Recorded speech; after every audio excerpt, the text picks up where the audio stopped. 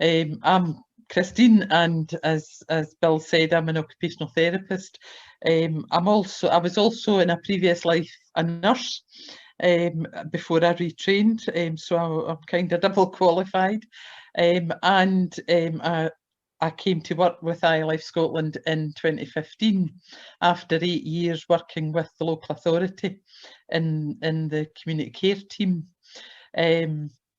So there's a whole variety of people work with iLife Scotland, but the assessors, of which I am one and Marie's another, are all either social workers or occupational therapists. So what I thought I would do tonight is give you a wee bit of history of ILF. And then the sort of current context of social care and what where ILF fits in that, and then just mention a bit of how we support our recipients, and finish off with a short video of the young people that we support through the Transition Fund. So it should be about maybe 15-20 minutes in length, if that's okay. ILF, UK ILF began in 1988, and it was a national resource dedicated to the financial support of disabled people with high support needs, to enable them to choose to live in the community rather than residential care. So that was a time where there was lots of long-term, long-stay hospitals closing down and people were moving into the community. So whilst it was UK government funded, it was actually a non-departmental public body, and that it was operated as an independent and discretionary trust, and it was managed by a board of trustees. So in 1988, it was a response to the concern about the changes brought about by the Social Security Act 1986, which replaced supplementary benefit with income support. And these changes had reduced the income available to some disabled people who might, as a result, have been forced to live in residential care. The original fund was seen as an interim measure until the full implementation of the NHS and Community Care Act in 1990, which transferred the control of Social Security money previously used to fund residential care to local authorities. So that money could now be used for community care, and disabled people were able to apply through the ILF, UK ILF, for funds up to a maximum of £815 per week. People didn't require to have any local authority input or any local authority support, and could wholly direct their own care.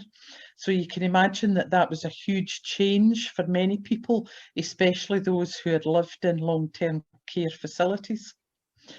As I say, it gave them much more choice and control. The original fund was initially temporarily closed in 1993, so it was only open 5 years. However, the popularity of direct cash payments to disabled people had been demonstrated, and a further commitment was made to maintain the fund to provide that care support.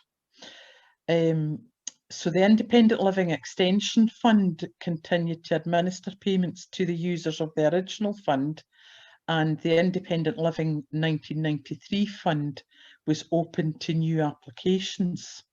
However, the criteria for people to apply for the fund and to be eligible for the fund in 1993 was on a very different basis to the original fund from 1988. In 1993, applications had to come from the local authority, from a care manager, and that committed the local authority to providing a minimum threshold sum, so a minimum amount of money that was provided for care. And in 1993, that was set at £200 a week.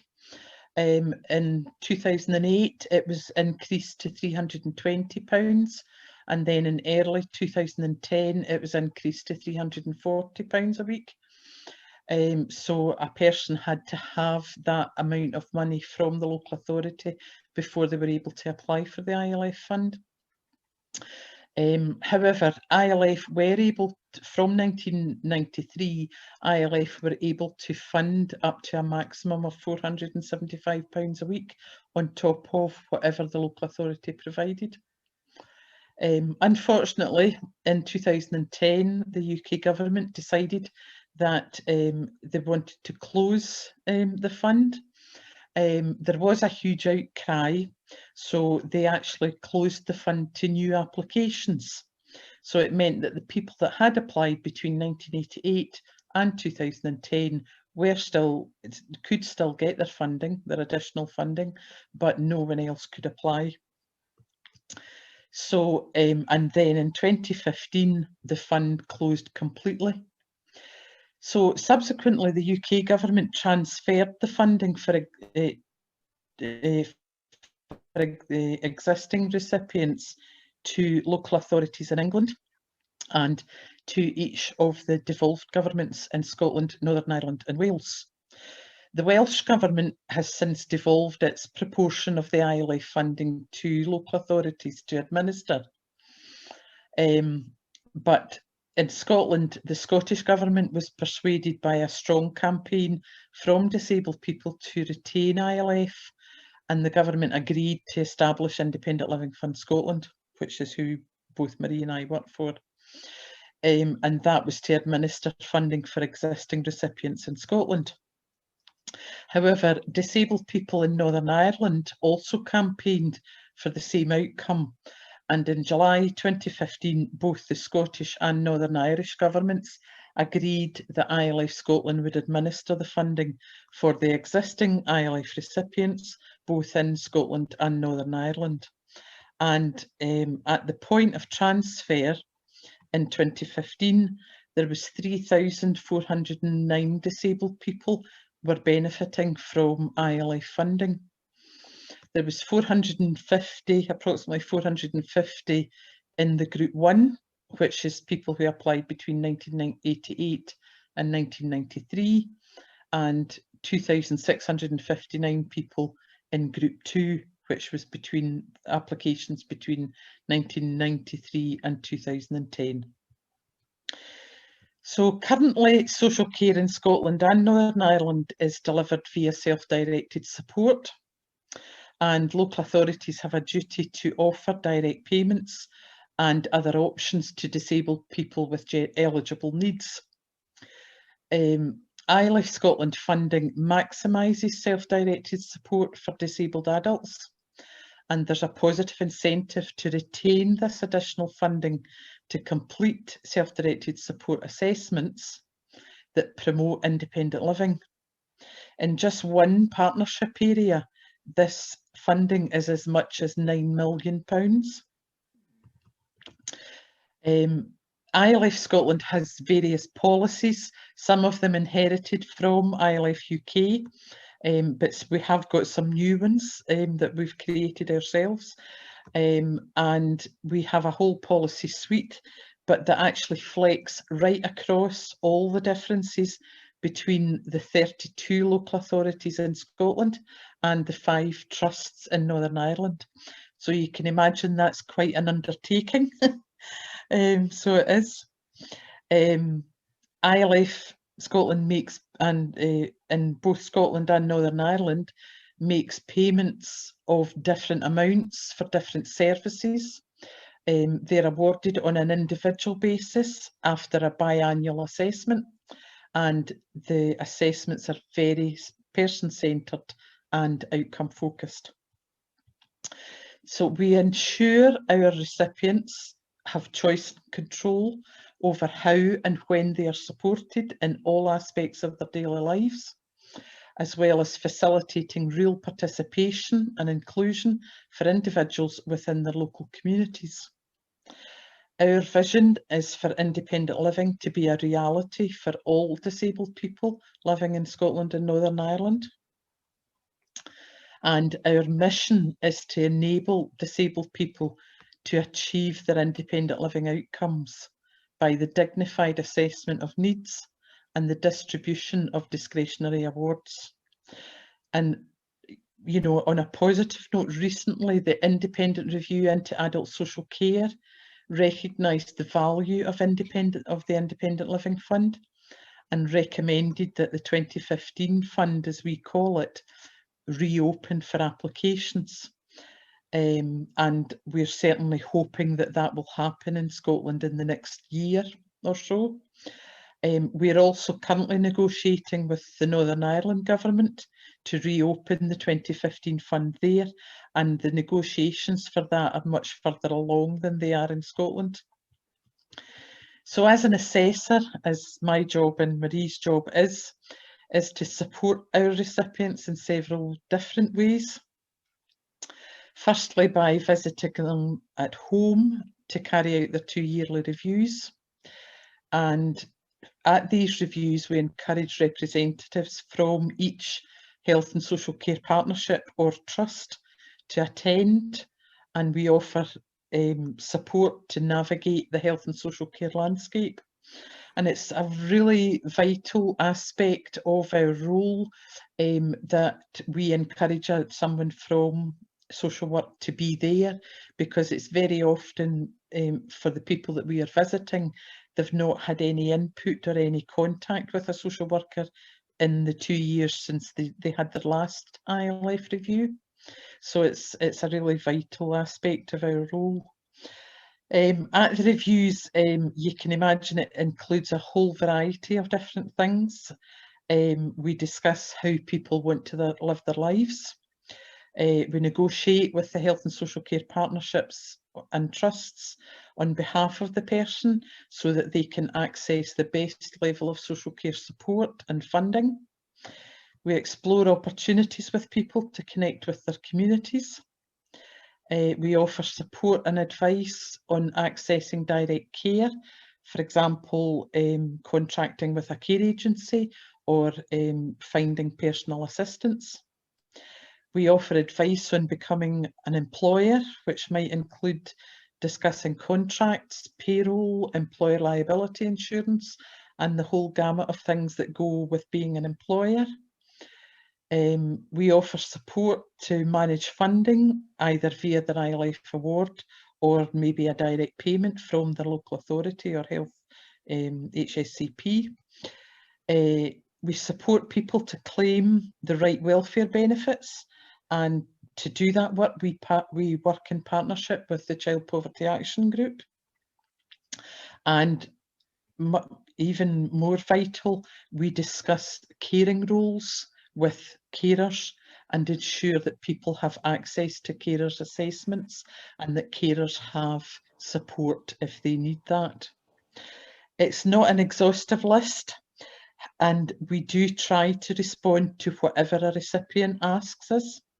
And you can imagine that during the last year, during the pandemic, it has given us some quite difficult challenges, you know, about vaccinations, about people shielding, about, you know, additional funding, people who'd lost care, there's a whole range of different, and also, you know, for a lot of our assessors, you know, of this last year have had to support people with bereavement as well, because they've lost family members through COVID. So you can imagine that for assessors, it's been quite a challenging time. The second way we offer support, and obviously what we have done over the last year or more, is you know, offer support via phone, email, or you know, we do second visits or third visits, you know, after we've done our biannual reviews, if that's necessary to give a person the support that they require. And we try and offer them the opportunity to discuss directly any difficulties that they might be having managing their award. On average, a full-time assessor will review around 200 cases over a 2-year period. So as I say, and that's some of them can be quite straightforward and no problem, but others can be very complex. So in 2017, iLife Scotland opened the Transition Fund, and at present this is only available in Scotland. And the Transition Fund provides money for up to 1 year to support young people living with disabilities to improve their lives. And that includes young people with autism, learning difficulties, physical disabilities, mental health issues, and hearing or visual impairments. The purpose of the fund is to help young people living with disabilities between the ages of 16 and 25 with the transition after leaving school or children's services to be more independent and to continue spending time with other people. And as I say, I've got a short video that I'd like to show you. Just to, it'll give you some, show you some stories of the young people who have had access to the fund and how they have used the awards that they've been given. So I'll just share my screen.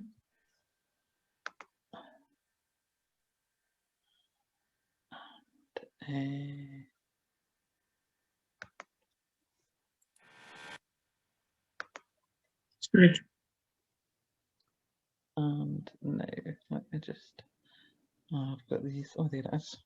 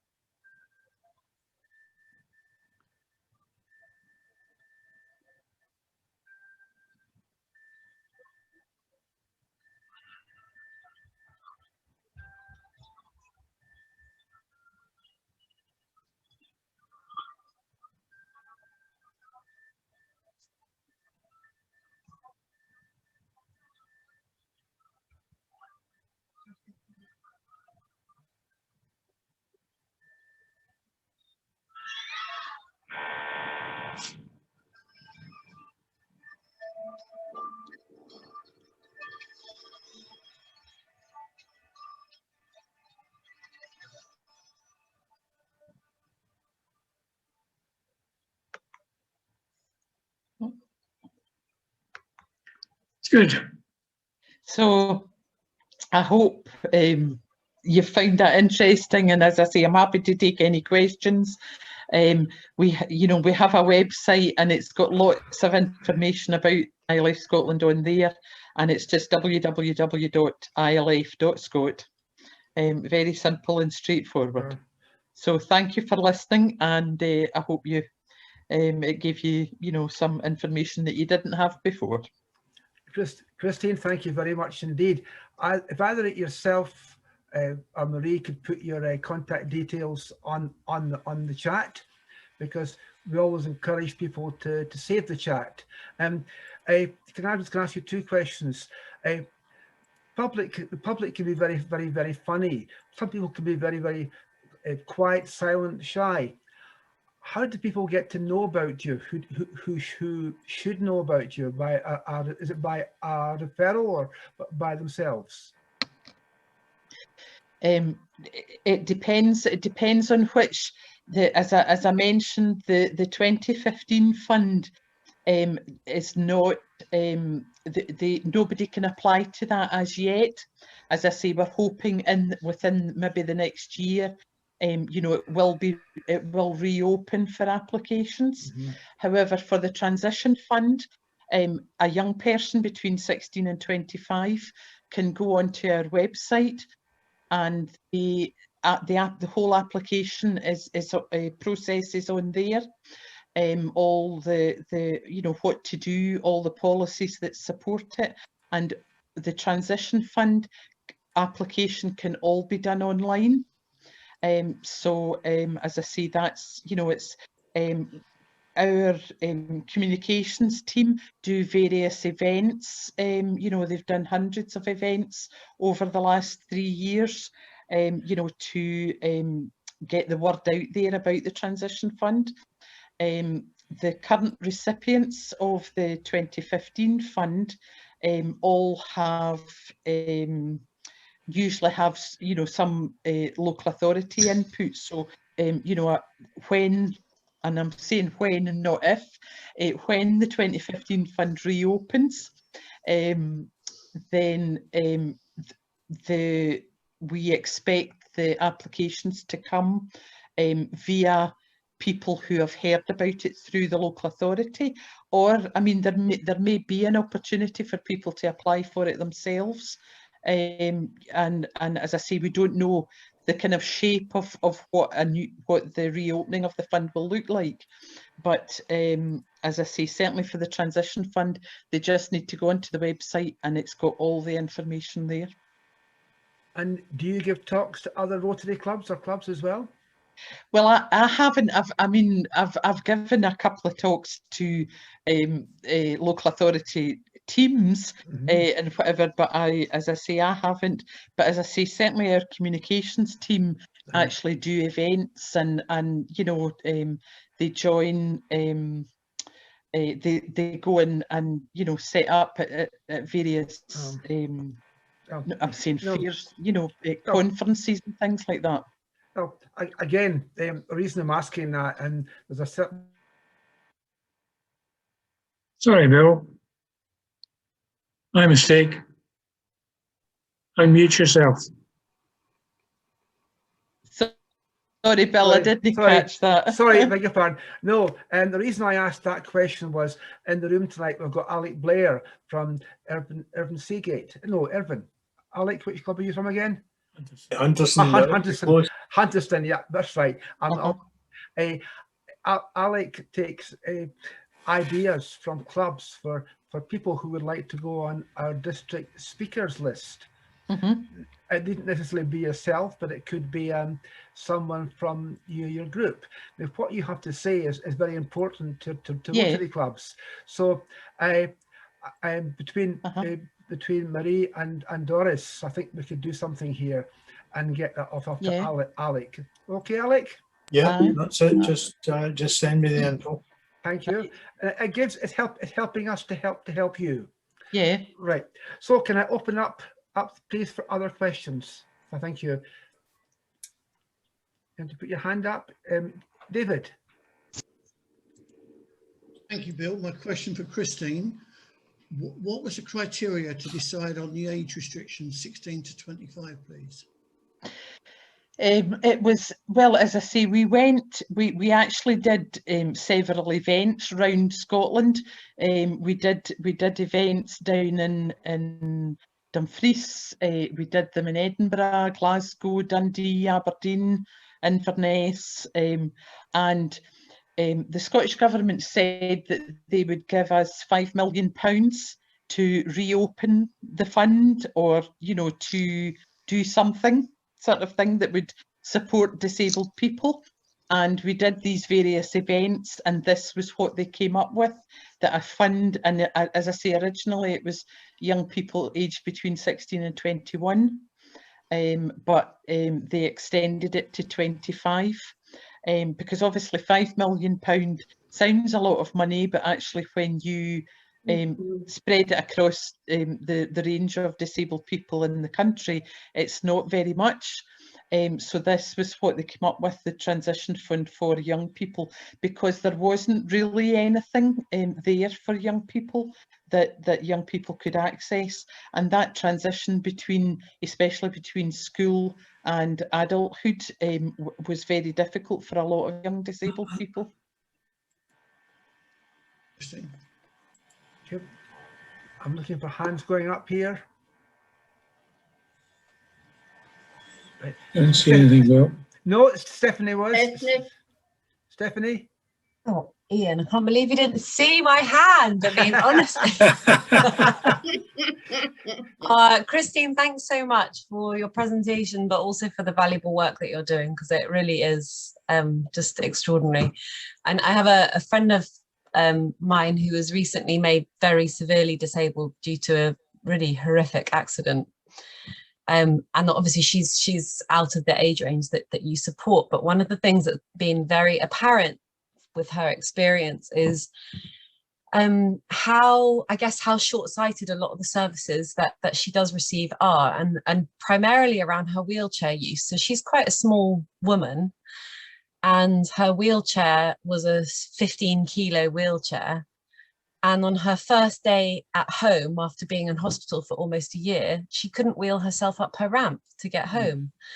And, you know, she had to do a crowdfunding program where she's raised £6,500, which is, you know, brilliant, to buy herself a lightweight wheelchair. And that's so that she can live her everyday life. And that, you know, to me, that is just, that's shocking that is the state of play for people who are less able than ourselves, that's just what that's considered so normal.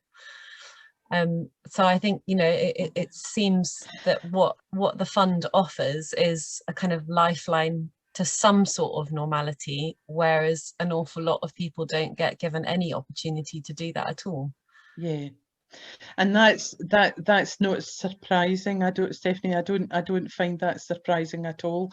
We hear those stories day after day after day, and as I say, the 8 years that I worked in the social work department, you know, again, fighting for funding for people, and you can imagine, as an occupational therapist, that was my day-to-day job, you know, was adaptations to houses, getting people aids when they had become disabled, or it just became such a fight, you know, and that is the lives of a lot of disabled people in the UK. At ILF Scotland, you know, we have just recently changed our policy. We had a policy that identified what we call qualifying support and services, and it was quite prescriptive. We had inherited, it was an inherited policy from ILF UK.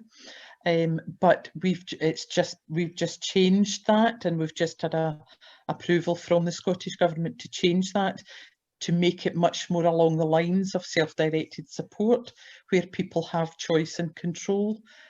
So it's much more flexible, much more adaptable now. So, you know, as I say, we're hoping that, you know, when the fund reopens, hopefully next year, you know, that the people that do apply will you know, have much more opportunity to apply for things that give them a better quality of life and allow them to live their lives independently. Thank Yeah, you. no, it's really awesome work. So thank you Yeah. very much Thank for you. your work with the fund, but also Yeah. for your amazing career, because it Yeah. sounds like a very selfless career. David again, please. Joyce had her hand up before me. Oh, sorry, Joyce. Oh, sorry. Oh, Through the chair, through Very the honest chair. of you, isn't it, It's David? crawler, crawler. I don't think your glasses are working, Bill. Anyway, thanks for that, Christine. It's really interesting. You kind of mentioned that obviously in my working life, I worked in the voluntary sector, so I know what it's like having to balance budgets, etc., etc. It must be very difficult for you to identify the appropriate criteria for people to be able to apply for funding, especially when you've got a limited budget. How difficult is that? Yeah. Well, as I say, with the transition fund, which is, as I say, the only fund that people have been able to apply for over the last few years.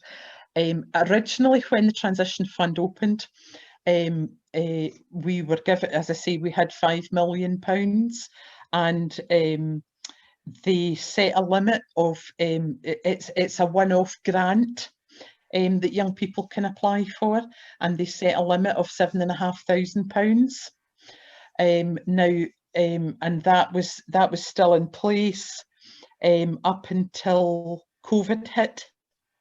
And when COVID hit, when all the statutory services and that, you know, started to disappear and young people were just left with nothing, you know, they would come to the ILF Scotland, and applications were came in thick and fast, and we had to reduce the grant limit to £1,500 because we were going to run out of money, and you know, and it was to try and spread the money to the most people. But just recently, again, we have had some extra money from the Scottish Government, and we've been able to increase the limit again to £4,000. So, and you know, the kind of average grant that young people have had since the fund opened in late 2017 has been around £2,500 to £3,000. But you know, one of the most popular things is for young people that they've not been able to access during COVID, during lockdown, is driving licence. A lot of young people have applied for funding for driving licence, so we expect that now that restrictions are starting to lift and young people can go back to doing things like that, that we'll, you know, I mean, we're still getting you know, probably 100 applications a week, you know, so it is very difficult. But I mean, we have a great you know, finance team and senior management team who, and board as well, you know, but we also have a stakeholder group, which is you know, people, disabled people who inform. So we, you know, we consult with disabled people and you know, talk to them, and you know, informed decisions are made about how we use the funding, because obviously when it was ILF UK, it was part of the Department of Work and Pensions. So, you know, there was just money that was there. It never ran out. But the Scottish Government have a, you know, we have a fixed budget from the Scottish Government, so it has to be managed. But as I say, again, we have one of the lowest administrative, you know, the amounts of money that's spent on administration. So it's a balancing act, and in some respects I'm quite glad I don't have to make those decisions, that I can just actually go out and see people and talk to them and say, let's be creative, you know, let's see how we can manage your fund better, or to enable you to do the things you want to do. Yeah, okay, thank you. Thank you. Right, can we say the last question from David, please? Thank you. I think Christine's just said the key word to enable the folks to do things that they wanted to do. And Stephanie touched on the education and awareness of it as well. For me, it was something which is personal for me, in the sense that I became aware after running my business here full time for over 11 years that there are people with mobility restrictions who are being neglected and not really looked after or catered for when they want to come, not only just a simple vacation, but simply to get a wheelchair access onto the beach, or to access transport from the airport, or accommodation which is wheelchair friendly, and so many things like this. Before, something which Bill's known me for over 20 years from my time in the north of Scotland, but something Bill doesn't know is before lockdown, I got a very, very professional, experienced team put together, and we produced a company called Landsability. And if you see what I've done with the L for the blue badge, and Landsability is where we focus on their ability, not their disability, to give them encouragement to be able to participate not only in activities, but just day-to-day things where they would normally be disadvantaged or restricted. Sometimes that mobility restriction is not permanent. It could just simply be an operation or something. But also the carer, looking after them. We provide, we're not the company who provide the hire of the equipment, but what we do is we collate and combine all of those services of people who will provide all of those things tailored to meet the requirements. And I'd love to have a chat with Christine afterwards and see what I can do to help, because one of the big parts of my life, I enjoy doing voluntary work and love work within the community as well. But this is just something which is very personal to me. So I'm very, very pleased to have joined the group today. Thanks, Bill. Okay. Well, David, again, if you could put your contact details in the chat, it's important. In fact, as David said, I knew him 20 years ago, and what he's doing now in Lanzarote through a business group. And I've just learned tonight that John and Joyce Waddle go to Lanzarote. And Joyce, you might even have yourself an actual tour guide, but they like to do... It's quite interesting just what David was saying, because I'm not sure if everybody knows, but John does have some mobility issues. And the last time we came to Lanzarote, it wasn't so much when we arrived, it was the flight. You know, he needed extra leg room to be able to stretch his legs, because he can't sit for too long.